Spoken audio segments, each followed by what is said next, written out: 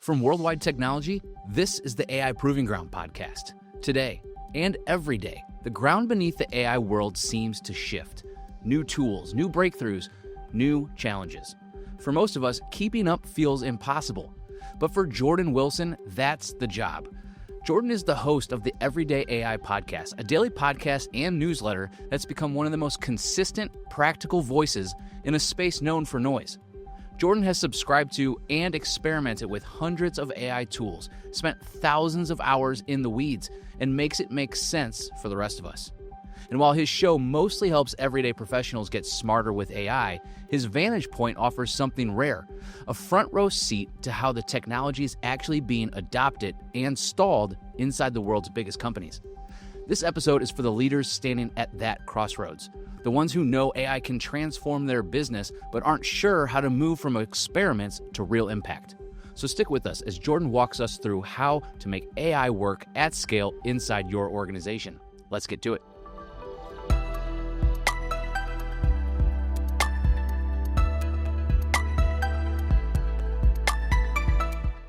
Jordan, how's it going, man? I am loving having you on the podcast.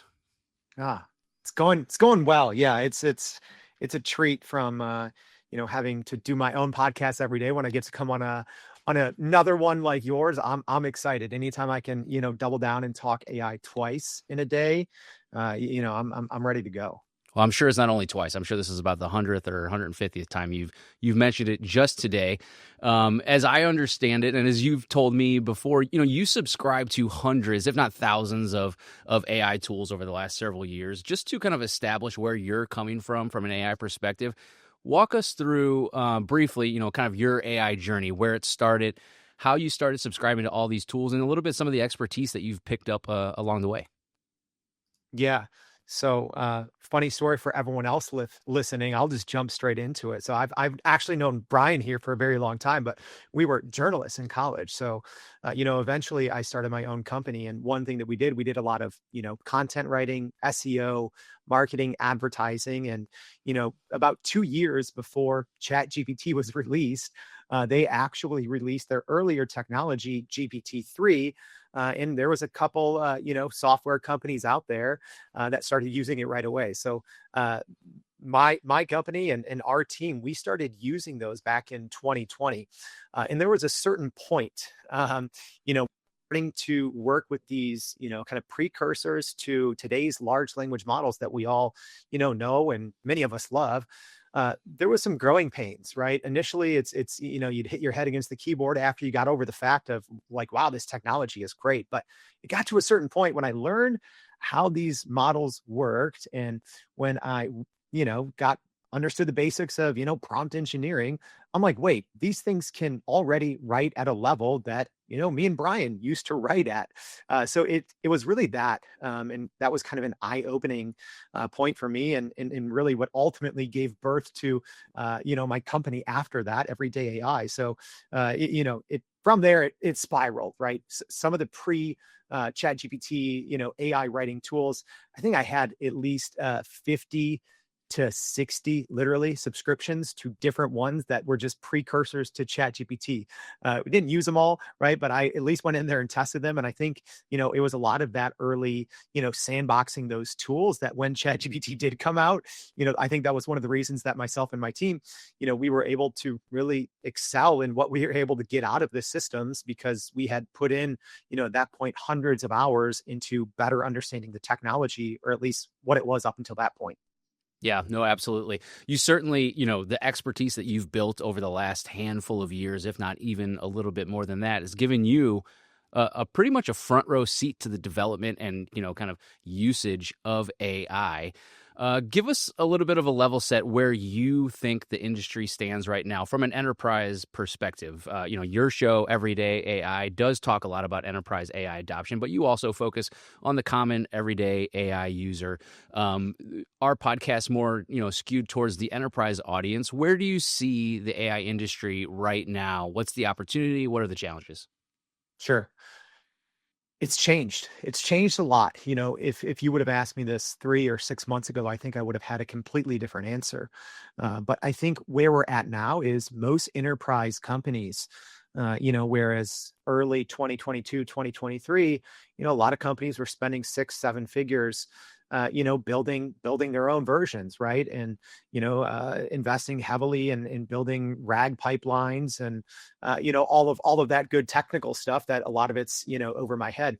And I think where we are today, right, is as we look at some of the big players in OpenAI, Google, Anthropic, and Microsoft, they're starting to make enterprise data instantly accessible in the same way that, if you're using Microsoft 365 Copilot, that it's always kind of been. I know there's some uphill battles when it comes to learning curve and adoption with Microsoft Copilot, right? But where I see enterprise adoption now in AI, I think it's a lot of enterprises realizing, wait, something like ChatGPT, this can be an enterprise tool, right? Something like, the front end of Google Gemini. Yes, the back end developers love it, but teams. I'm seeing more and more teams, start bringing in hundreds or thousands of employees into these front end AI chatbots that we all, maybe 2 years ago thought that they were just kind of these fun toys that helped us better respond to emails.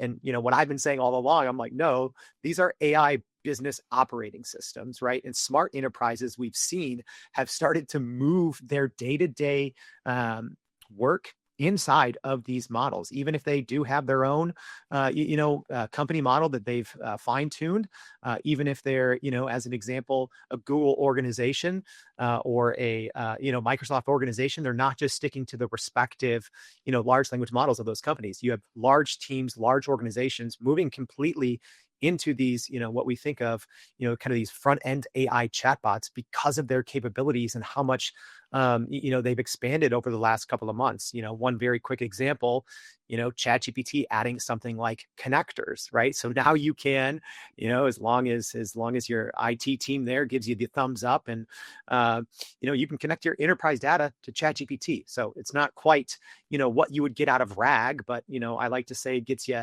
80% of the way there in 2% of the time with 1% of the cost. So where it comes to enterprise adoption, I think people are taking these quote unquote AI chatbots very seriously as being a part of their future of work in the day-to-day operations. Yeah, I like how you put that, business operating systems and how AI can serve that. I think a lot of times, you might be talking to somebody and, hey, what's the value of AI? And it's recapping my meeting, or it's doing something, automated with my calendar, or it's helping me generate content. Do you get the sense that that's just scratching the surface? And if so, because I think that's probably the case, what are some of the optimal use cases or obvious use cases that an enterprise can do using AI with that kind of, business operations systems mindset? Yeah. It's changing quickly, right? Like everything else is.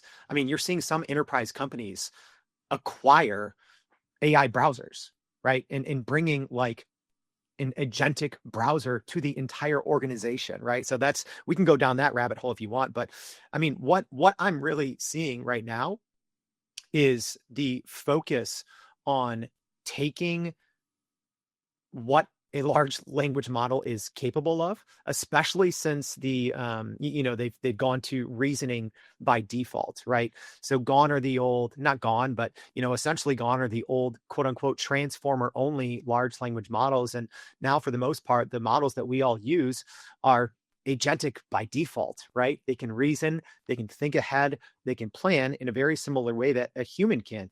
And then you add all of the scaffolding and tool use that these agentic models have, right? Not agents, but they are agentic models. And I think that really changes how we should be looking at these, previously what we thought of as consumer large language models, but again, they're becoming enterprise tools as something more than just like, help me, recap this, summarize this. Instead, it's like, hey, here's 5 different pieces of information, right? Here's my HubSpot access. Here's my Notion account. Here's my Google Drive. Here's my Teams. And then, in theory, in one prompt, or on the agent side as well, being able to connect and carry context and the scaffolding over from those different pieces of data. I mean, that's what humans do, right? So I think the conversation is slowly starting to shift, and I think it'll probably take another 2 or 3 quarters until the majority of people actually realize what today's large language models are capable of, because it is, for the most part, capable of what your average entry level employee is able to do. It's being able to access, understand, synthesize information from your business data, personalize it, and to create new business value by connecting all of those pieces. I mean, when you think about it, and obviously throw in research on the internet, that's what a lot of knowledge workers do, right? We look at company data, we think about it, we plan, we take different pieces from all over the place, we put it into something that is hopefully presentable and a certain deliverable, and then we create new business value with whatever it is that we kind of piecemeal together. So that's what models today can do on their own. And end users don't really need to have a whole lot of technical expertise. It's like, all right, make sure you use the right model, make sure you're connecting it to the right data that you have access and rights to do, right? And then from there, I mean, the models are shockingly capable. You and your podcast, you're a prolific content creator, and you have been ever since the days where we were journalists together. But you're pumping out episodes every single morning. And if you're not already a listener, go and check out Everyday AI Podcast, subscribe to their newsletter. It's a fantastic resource. And a lot of times you're making these complex AI issues and features, and you're making them digestible for the everyday AI user. And I know that's something that has been important to you over your time with the podcast, is making sure that early in career novice AI users, they're able to pick up these topics and be able to put them to good use, so that, as you say, they can become the expert within their company or department. I'm wondering, think about some of the lessons you've learned from how you're enabling people. What of those lessons applies to enterprise AI adoption that a big company could take away from how an individual or a group of individuals uptakes AI? Where do I start? I'll start with one word, and then we can unpack it. I think unlearning. I think unlearning is key. It's been, over 2024 and 2025, one of the buzzwords we throw around is upskilling or reskilling in the age of, AI native organizations. And I think that's all wrong. So I'd say the best thing, and one of my most important takeaways from literally talking with thousands of people, most of them working at larger enterprises, is there's, I think, a lot of telltale signs between what might make a person or a team or an organization successful, specifically when it just comes to leveraging large language models, right? Which is what I think, as an example, I think 90% of the Fortune 500 uses ChatGPT, right? So it's a big chunk. And I'd say what I've seen personally and has observed and through so many conversations is how people learn and actually leverage AI. And I'd say it falls into multiple categories, but I'll talk about the two different ends of the spectrum. Number one is you have your kind of hands-off automators, right? Not saying that's a bad thing, right? But when you think about there's downsides to that, right? When you realize the power of these large language models and you're like, let me kick the majority of my work or as much as my team's work as I can to a model, sit back, see what it spits out and, try and work with it, versus those that are augmenting, right? I think the people in the organizations that are getting the most out of it aren't just blindly kicking their most important tasks and deliverables to a large language model, right? I think you really have to want to learn and to be better, right? Let's take writing. That's an easy example, right? Because that's, Brian, kind of like how you and I originally met each other. If you and I were using an AI tool just to write for us blindly, eventually our writing skills go down because we're offloading it and kicking it all to, a large language model. But if we go through it in an iterative process, like an editor, right? Someone with a a red pen marking your story up, right? If you go through it like that as a brainstorming partner, as someone that is intentionally trying to poke holes, not only will the end deliverable be better, right? And obviously working with it in a very collaborative fashion, not copy paste, prompting, that's not going to help anyone. But if you're working with it iteratively in a collaborative fashion, ultimately, not only will the deliverable be better, but me, the human, my skill set in writing will actually get better. So that's kind of a very long way to see, two very different ends of the spectrum on companies that are maybe just, taking advantage in all the wrong ways. And then companies that are not just, saving time, finding a positive ROI on Gen AI, but their people, right? The people are getting smarter, more capable because they're augmenting instead of just offloading. Yeah, I think back to one of the things that you said to me a while ago, because sometimes I'll listen to your show and I'll hear about all the awesome things that AI can do. And naturally, I think probably for a lot of people, it's scary sometimes because it's creating so much change. It's scary to think about what that will do.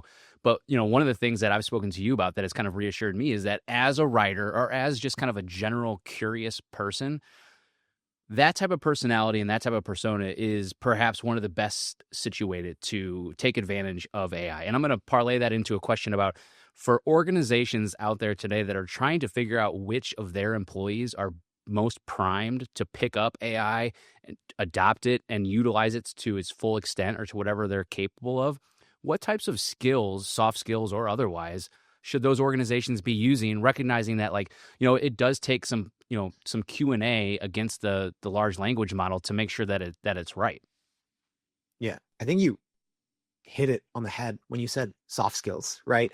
I think soft skills, at least in the AI everywhere kind of workplace that we're all faced with now, soft skills are extremely important. Being curious, extremely important. Language skills, extremely important. Persistence, extremely important, right? So yeah, a lot of people, and I have people ask me all the time and for years, right? Like, oh, my kid's going to school. What should I, should they do computer science? Should they do English, right? There's no blanket answer because it depends. But from an organizational standpoint, when you are wondering, hey, who needs to be on my champions team for AI, it's the curious people. It's the people who are going to ask the right questions.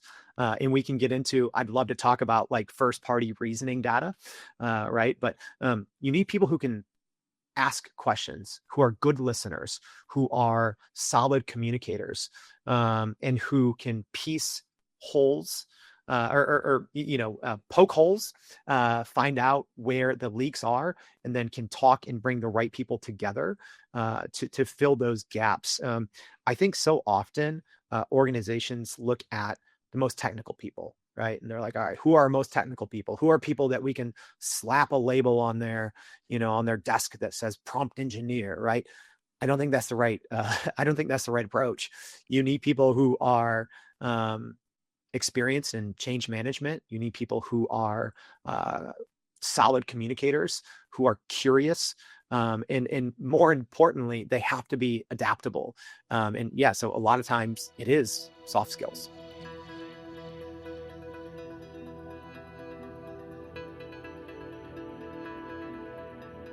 Yeah, well, based on that, Jordan, all the conversations that you've had with enterprise leaders, do you get the sense that they are looking for or prioritizing people with those skills, or is that still a gap where they're thinking they need to go to the technical person, or they need to have a real sophisticated prompt engineering team? If I'm being honest, most companies haven't figured it out yet. Companies that, hire us to help on their front end strategy and consulting, they're not sure. And I think one of the reasons is the pace of innovation is like nothing we've seen. So they could have identified someone, a year ago, because I think a year ago, you might have needed someone that was a little bit more technical, right? Because a year ago, you probably did need some sort of prompt engineering. So, maybe it was someone that had some soft skills, but some, not like coding engineering skills, but someone that, understood the technical side as well. Where I think even this concept, right? And to just make it simple. Prompt engineering, I think it's this term that I both hate and absolutely love. All it is, it's the process that a human goes through to get the most out of a large language model, right? So it used to be much more technical, and it's not anymore. So I think some organizations, it took them too long. They looked at AI, AI implementation or their AI strategy like they would any tech innovation, any digital transformation, which I think is a huge mistake. You have to be in a rush. You have to hurry, right? You have to slowly and carefully sprint. And I don't think most enterprise organizations did that. So, they probably identified some people, maybe with ML backgrounds, maybe with AI backgrounds, especially larger enterprises that have those people and have had those people on their roster, people, data science, data analytics. And I'm not saying those are the wrong people, but you also need someone experienced in change management, because if you want to get the most out of AI in your enterprise, you have to go back to what I said earlier. You have to unlearn. You have to literally unlearn certain skills, certain routines, and certain good habits that have made you, your team, or your organization successful in decades past, right? So I think that's where you have to find someone that can simply say, right? And I had to go through this myself, right? I was a writer, but I had to go through a process that said, hey, this AI is better at writing than I am. So if I'm going to use it, I can't just sprinkle. I can't just upskill myself. I can't just reskill. I have to unlearn the writing process, right? Because when I can work with AI, I'm capable of 10x, 20x, right? But that's only when you unlearn it. If I'm just sprinkling AI on top, my writing skills are going to go down. So apply that to anyone with any skill set that they would be applying for, toward a large language model. My data analysis skills would go down. My competitive analysis skills would go down, right? Whatever it is that we're talking about. So, I think it's a balance of finding the right person. But the problem is that person is changing because of the rate of the technological change, which is so hard to keep up with.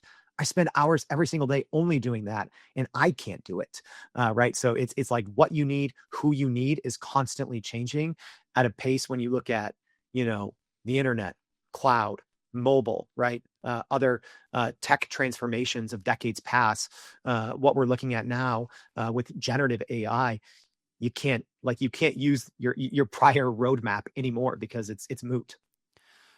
I want to pivot a slight bit here and talk about the concept of tool sprawl, because that is something that that organizations that worldwide technology deals with a lot. They talk a lot about tool sprawl, and that's not anything new. But with AI, it's kind of rocket boosted. You have tool sprawled on purpose. You subscribe to all these different tools, and so you're collecting them on purpose. But I am curious, moving forward, do you think organizations need to have a ton of tools in their toolbox? Do they need to consolidate? Is it kind of like a living, breathing organism where sometimes you're ballooning up, sometimes you're going down? What do you think? Because, obviously people want to get towards as much of a consolidation as they can so that they can stay on top of it.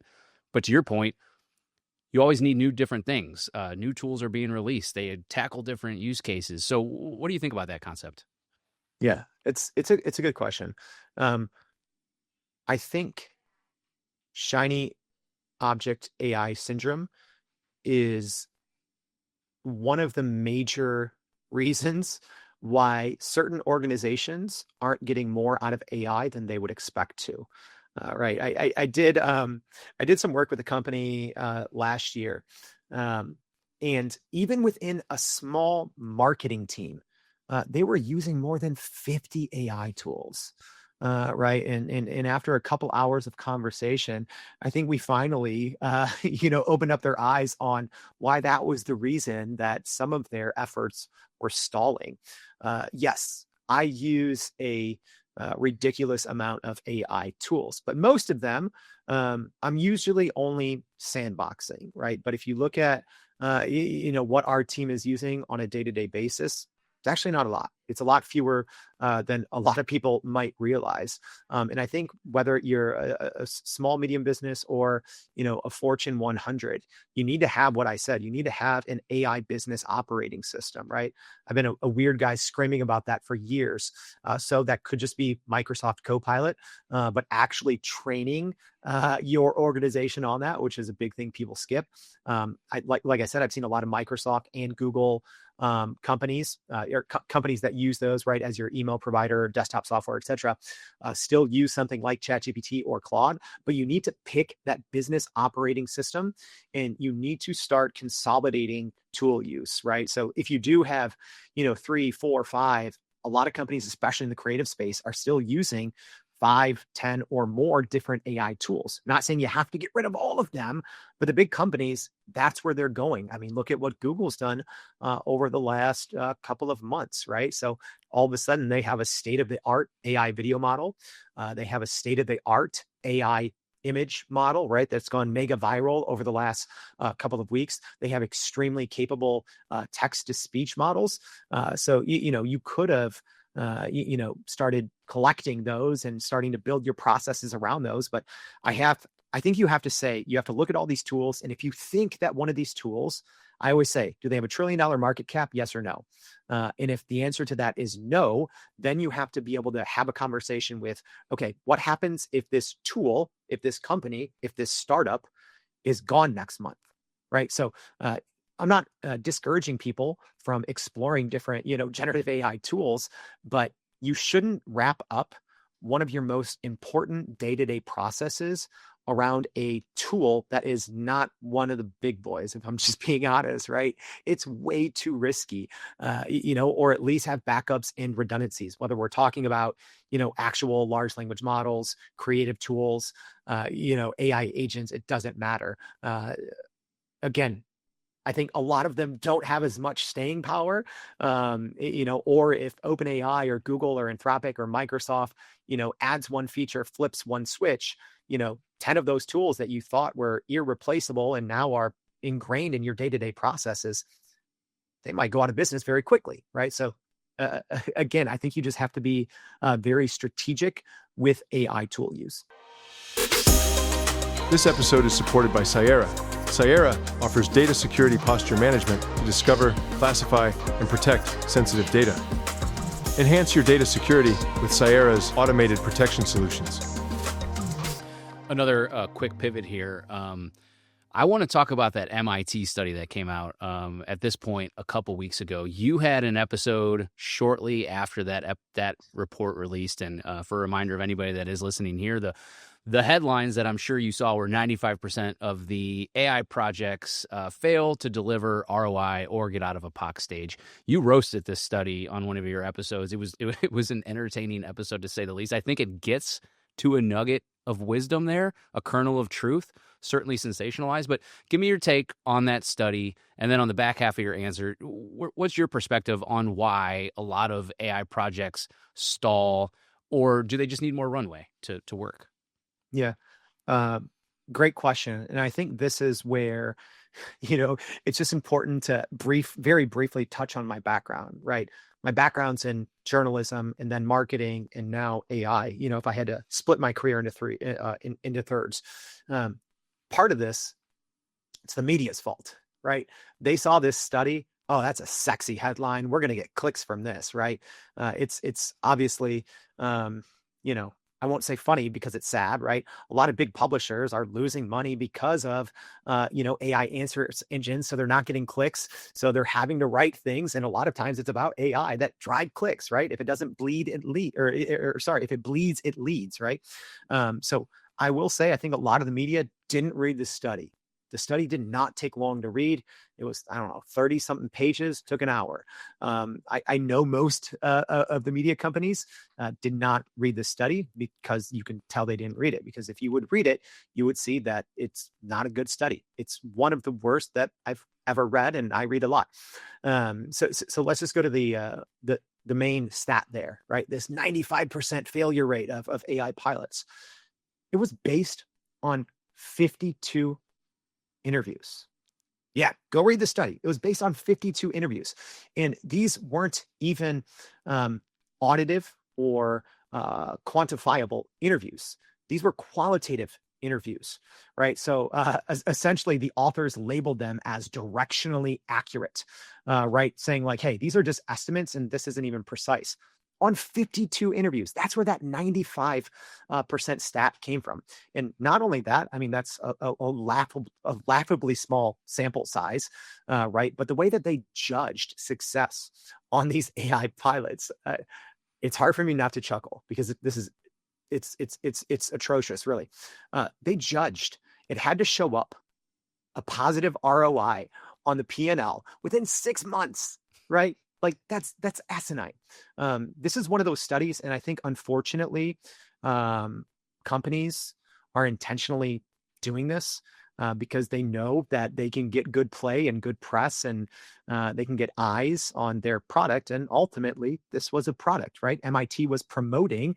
Essentially, they said, "Oh, well, the reason all these AI pilots are failing is, people don't know how to use AI." But this is like an infomercial, a really bad infomercial. And then at the end, they're like, "All right, but here's the answer." Right? It was actually funny. They said the answer is, you need to start using these other protocols. You need to start using, and they literally put their MIT Nanda, which no one had ever heard of. They were trying to place it, on the same pedestal as Anthropic's MCP protocol in Google's A2A agent protocol, right? So they said, well, the answer are tools like this, right? But their MIT Nanda, like if you want to use that commercially, it costs $250,000 minimum, reportedly, right? Not only this, I'm going to stop after this because I don't want to turn this into a 30-minute riff, right? But you couldn't even get the study, right? It was a fully gated report, which in the AI community is a big no-no and a huge red flag. You don't gate a report behind a Google form and then they just selectively sent that out, right? I didn't get it. So many other people I know in the AI education space didn't get it, and a very few people got it, and then they published the study. So that has to tell you something when they don't make a study publicly available, and also the timing. I mean, the timing of it. Coming out around the same time as a lot of quarterly reportings, things like that. I mean, they knew that they were going to get a lot of play, and unfortunately, journalists and the media, they shoulder a lot of this blame, right? You can't just look at a shoddily done study like this, and I'll say it's more marketing than a study, and you can't just copy paste the headlines without actually reading it. Because if you actually read it, another thing, huge self-selection bias, right? The interviewees were organizations that were, quote unquote, willing to discuss AI implementation challenges, right? So if someone asks you, hey, are you willing to discuss AI implementation challenges? Well, what if you don't have challenges, right? All of a sudden, that skews that 95% if you're only selecting from the world's smallest pool. I can go sample more than 52 people right now at the grocery store, right? And if you're only asking for people that are having challenges with AI, yeah, that is the number one self-selection bias red flag right there. Yeah. Well, tell me how you really feel, Jordan. No, I knew I was gonna push a button on that one.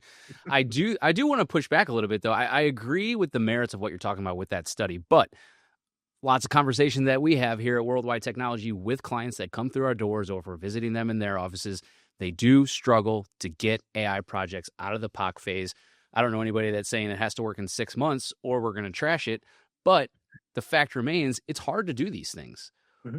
Where are you seeing some of the gaps? What are some of the challenges that you think are truly, maybe not plaguing, but are really having a big impact on getting those POCs out the door to production for enterprise orgs? Education, learning, and development. I think companies are fine investing their dollars in the software, in the tooling, in the licenses, right? Yeah, companies are fine, spending 7-8 figures, on Microsoft Copilot seats, right? They're fine. They're fine with that. But you can't just give someone access to a piece of technology that hardly no one understands, right? I think that's important to look at. Even the people who create and work on large language models admit that there is still a certain level of black box, right? They don't fully understand everything. So if the people that are actually creating the technology if they still admit that there are things that many of them don't understand, and you just hand off a literal generational piece of technology to hundreds or thousands or tens of thousands of employees, and if you don't train them, that's why it doesn't always work right away, or why it works in smaller pockets or for certain groups and not other groups, right? Obviously, the technology excels in certain certain verticals or in certain types of work more so than others, but it comes down to learning, education, training. For whatever reason, companies don't want to invest in that. And I think part of it is, companies have FOMO and they just expect like, oh, well, these models are so smart, just talk to them and then it's going to go, right? I talk to, to people at large organizations who it's their only job to keep up with, Microsoft Copilot or whatever it is. You can't. You can't. Teams need large, like enterprise organizations need large training teams internally, right? Like what I do every day, I spend, depending on the day, 6 to 12 hours learning about, experimenting, and sandboxing AI. Companies need that, but they need teams of me who are doing it personally. All of these new updates, whatever your sandboxing, your QA, whatever your next pilot is, you need people constantly working on that, but you have to stay up to date every single day because literally, the technology, we're talking ChatGPT just drastically changed yesterday. They had a small little thing with essentially the juice in how much a model thinks, and it completely changes, right? If your organization has ChatGPT Enterprise and you had everything up and running and working, and you had these projects and these GPTs and everything was working great. Well, now the models are completely different. So you had something kind of overfitted or underfitted, and now you have to go adjust. But you have to understand what's happening on a daily basis and be able to make those changes that move the needle for your company. Yeah, I want to stick with the adoption part. We have a couple other topics that I want to get to, but one of the additional items I think was actually in the MIT study to get out of that 95 bucket and into the 5% that are really succeeding within that 6-month period. I think one of them was executive sponsorship or something of that flavor. You've talked to a lot of executives on your show, Everyday AI. What do you think about executive sponsorship as it relates to driving AI down through an organization? And more so, maybe like as you're talking to executives, how can you tell that they're excited or going to be able to effectively get people to buy into AI and use it a lot? That's a great question. And if I can, let me give a very WWT answer. Going back to, I was able to talk to, your CEO a couple of years ago, and something he said actually then, talk about, executive sponsorship.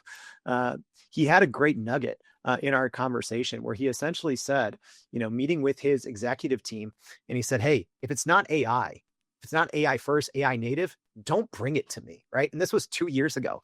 So if you want to talk about, leadership championing a cause, I think something like that is a prime example. But it can't, I think there's also that approach can sometimes get twisted and misconstrued. You obviously need it, right? Nothing in an organization, especially an enterprise organization, can go and move forward and pick up steam and succeed and show a positive ROI unless you have your top leadership, getting behind the cause. You can't go against them, right?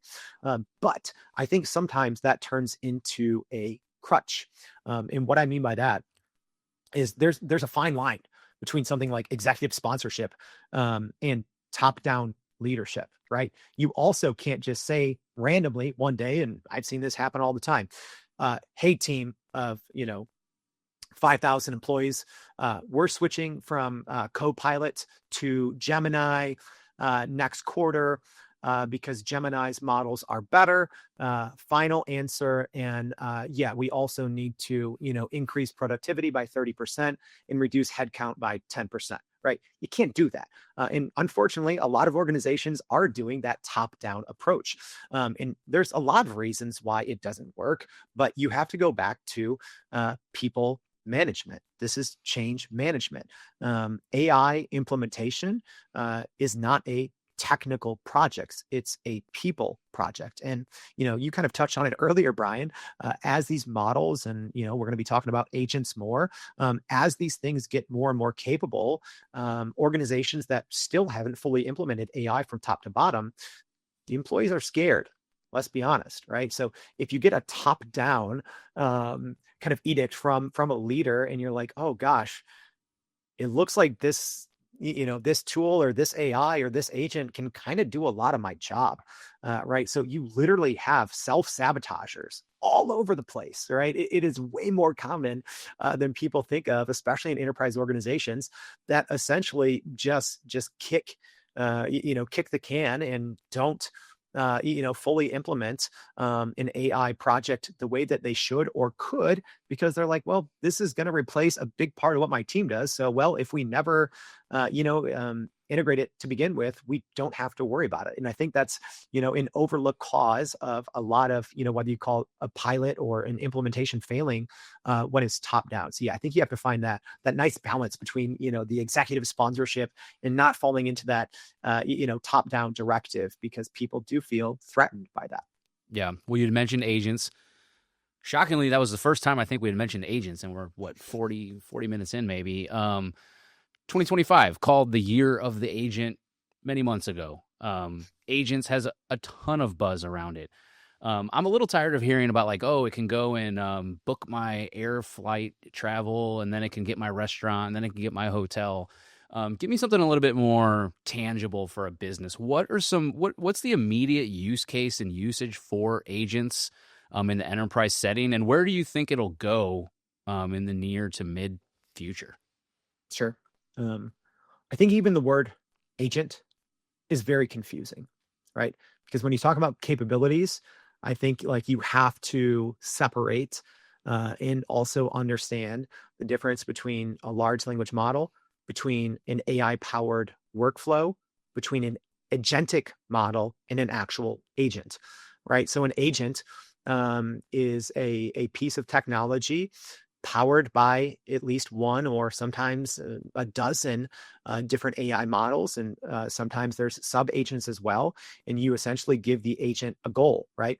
And the agent will build its own path. It'll build its own vehicle, and it'll figure out how to get there, right? It has tool use. It has access to the internet.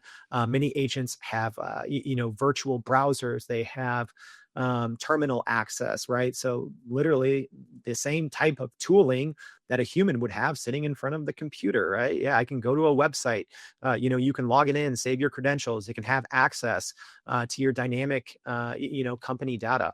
So where you can find value right now in agents, you have to know the right agent for the right tool, right? It's great timing because I actually went over like top 10 AI agents on today's show. So this is one of those areas where it's like, okay, some of the startups are actually a little farther ahead. And again, I think you have to be cautious and not putting too much of your day-to-day operations inside of agents. I think, the exception to that rule, I think, is Microsoft Copilot Studio, and that kind of, it tiptoes the line between AI-powered automations, powered by agentic models, and actual true end-to-end agents. There's obviously both, but I think some of the utility is more of using agentic models and building these, AI-powered workflows. So technically, agentic workflows, but not booking your travel. Number one, I think one of the best things that enterprise companies can do right now is marrying their company's data with research and personalized reports for their people, right? Because regardless of what your role is, I think that's something that we all do. And it's something that an agent does way better, way faster than humans. I have scheduled agents that every day they look at my company's data. They look at what's, this is very relevant for me, obviously, because I'm following daily news, right? So they take my company's data, they go out, they research all of the day's news, They filter it through my company's data, they personalize it and give it to me in a report form. So that's something that, before all of this, I would usually have to spend 3 or 4 hours on. And now it's scheduled and it just shows up and I just read it. Right. So I think that's a very safe way to do it, especially when a lot of that, public company data can be public data as well. So you don't even, sometimes, especially if you're looking at an AI startup, you're like, I don't know if our organization should be using, this AI agent startup that we haven't heard of and connecting our data. Well, okay, start siphoning out, see what part of your company data is public, right? A lot of, especially larger enterprises, don't always realize, well, if you're a public company, so much of your your company's data is already public from earnings call, from financial filings that are required here in the U.S., right? So I think that there's so much you can do just in that one use case that just about any knowledge worker can find immediate benefits from. And maybe it's not something you're already doing, but you're like, man, it's almost like if you could hire a personal research assistant to go out, look at your competitors, look at market positioning, look at new services and technology, around your work, and then personalize it for you, your job, your role, your company, and it's ready to go how you want to read it in the format you like that works best for you. I mean, that's a great, easy use case, much better than, booking your next, flight for the next conference.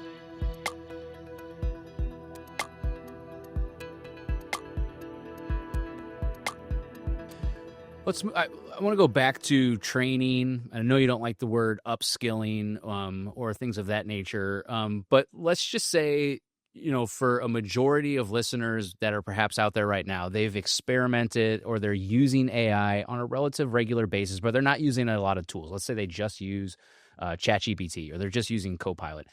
Maybe they've experienced a little bit of a stall in terms of like how it can provide breakthroughs in their day-to-day.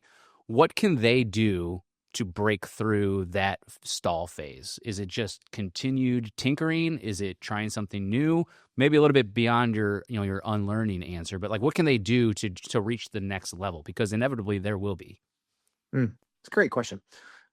One thing that I see hardly no one doing, so stick with me, podcast audience. I'm going to try to explain this. Let's look at the two most popular models in ChatGPT and Google Gemini. So by default, these models now they're reasoning models, technically hybrid, right? But when you ask a question, or if you are doing something a little more complex, sharing your company's data, working on a project, iterating, right? There's something called a summarized chain of thought. Okay. And the same thing with like ChatGPT agent mode, right? We talk about traceability, observability, etc. Take your time and look at that, right? People don't know you can click it. It's not like a big button, right? But you can see how a model reacts to the information that you give it, right? So if I dump, I'll just use an example for me. If I dump my podcast download stats and my email open rates and huge which I've done this all the time, spreadsheets with hundreds of thousands of data points, and then I also have a model go do research based on what it finds, right? It might take 15-20 minutes to get a response. Okay, so what do I do with that? How do I get better? What if it's not ideal? Click that little, it usually says like thought for 30 seconds, thought for 4 minutes, right? That's a summarized chain of thought.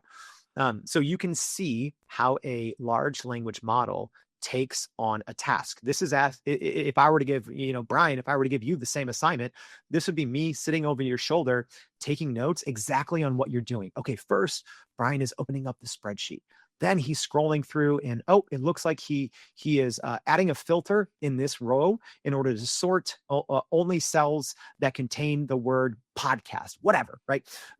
So if you really want to get past a roadblock, or if you want to get to a breakthrough within your enterprise when it comes to using, especially if you're using kind of like, these off-the-shelf consumer models, in ChatGPT, Gemini, Claude, Copilot, etc., use that chain of thought. And also keep in mind, large language models are generative. They are not deterministic. So again, if you run that exact same prompt 10 different times, you might get 9 wildly different answers. You might get 2.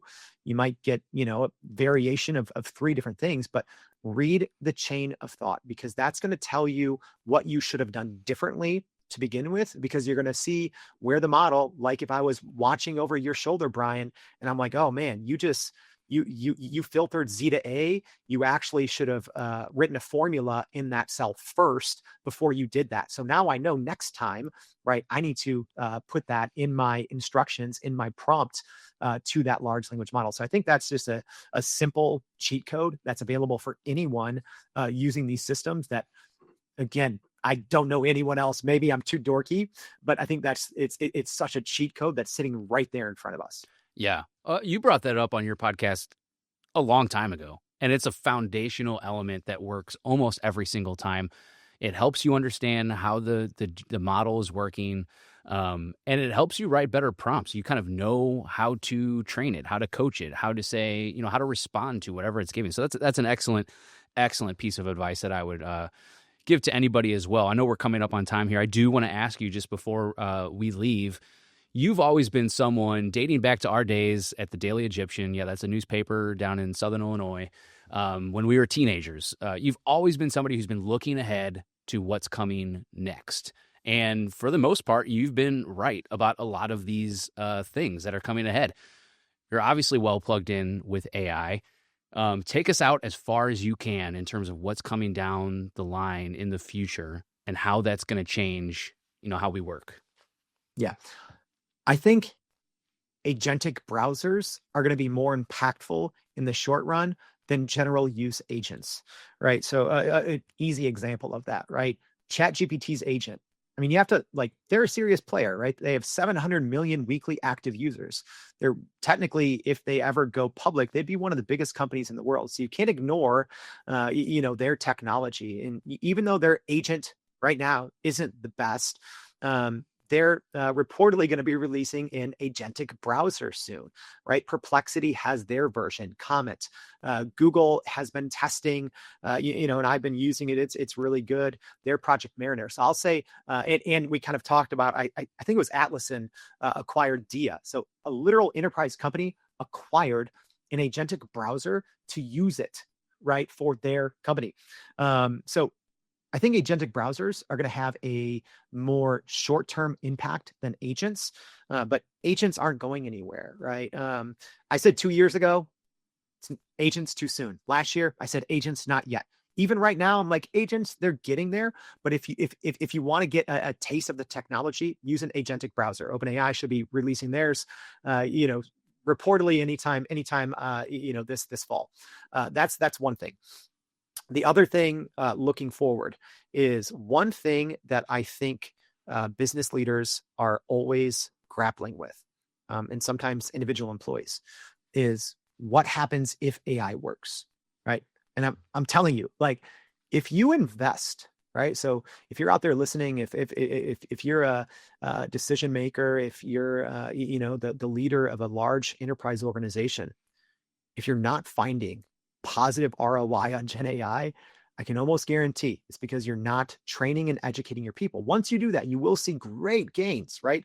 All of the studies, right? A very, in-depth and good study from McKinsey Digital said up to, 60 to 70% of day-to-day manual knowledge work tasks can be automated by generative AI. So you might be thinking of okay, well, what do we do next, right? So without getting into the too dorky here, but there's been a lot of talk about our large language models hitting a wall, right? And we talk about scaling. I think one of the issues and what you have to look at is the quality of data, right? Everyone's just been scraping the same internet. We'll save that conversation for another day on what happens ultimately on that. But everyone's based their models on the exact same data. It's the internet. It's everything that's ever been out there. It's YouTube videos, everything else, right? What about your company, right? So much, right? As we make this shift from transformers, I think the AI labs are doing better on pre-training to make sure that just the best information goes into their models, not the entirety of every single thing that's ever existed online ever. But I think what you need to look at in the same way that transformer models had the internet, I think reasoning models, and that's what we're working with now, they need your company's IP, right? So what does that look like? Larger organizations, larger enterprises, they have, if they've had AI and ML teams for decades, you don't need to hear this because you're already in a great place. But for everyone else, you need to think, what is my company's IP? What makes my company special? My department. The other thing you have to talk about, like we're actually facing some huge crises, right?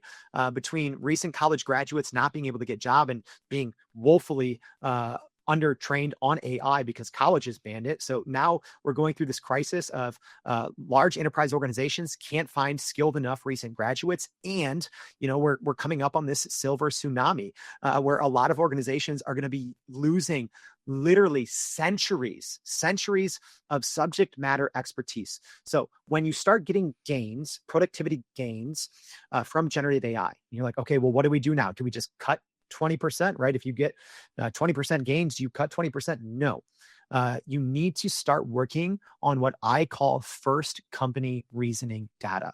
And that is not just on the structured data. That's not what I'm talking about. It's the unstructured. It's the unstructured decision-making from your executives, from, Mary, who's been here 35 years and is retiring next year. What are you going to do? Is a large language model going to be able to do what Mary can, who has 35 years of experience? Probably not. So what should you be doing with all of this saved time? You need to start collecting, curating, cleaning, and putting to use that data that lives inside of your employees' heads, right? All of these, internal processes. That's reasoning, right? So we need to start collecting that, because these reasoning models, in the same way that, transformer models thrived when we gave them structured company data, we also need to give them unstructured decision-making from our people. We need to give that to these new hybrid models that can think, plan, and reason like humans do. So when we say the future, agentic browsers, agents, and you need to start collecting what makes your company special. Love it. Well, Jordan, thank you so much for taking the time out of your busy schedule. I know that you are out there learning about new AI products and solutions all the time, every day. And if you don't already, go out and subscribe to his podcast, Everyday AI. You can find it all over the place. Subscribe to his newsletter. It is a game changer for helping you become the next AI expert within your company. Jordan, thanks again, man. We'll have you on here soon. All right. Thanks a lot, Brian. It was great talking. Okay, thanks to Jordan Wilson, host of the Everyday AI podcast, and someone who's been living inside the AI world long enough to see the patterns most of us are just starting to notice. After this conversation, 3 key lessons stand out. First, unlearning is just as important as learning. Jordan's point was clear. The people who get the most out of AI aren't blindly offloading work to it. They're breaking old habits, rethinking their workflows, and using AI as a collaborative partner. Second, soft skills may end up mattering more than technical titles. Curiosity, communication, and persistence are what separate successful AI adopters from stalled ones. The best prompt engineers aren't the most technical people in the room. They're the ones asking better questions. And third, tools don't create transformation. People do.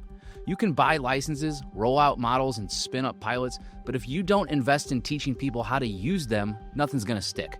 Training isn't a side project, it's the foundation. If you like this episode of the AI Proving Ground podcast, please consider giving us a rating or a review. And if you're not already, don't forget to subscribe on your favorite podcast platform, or you can always catch additional episodes or related content to this episode on WWT.com.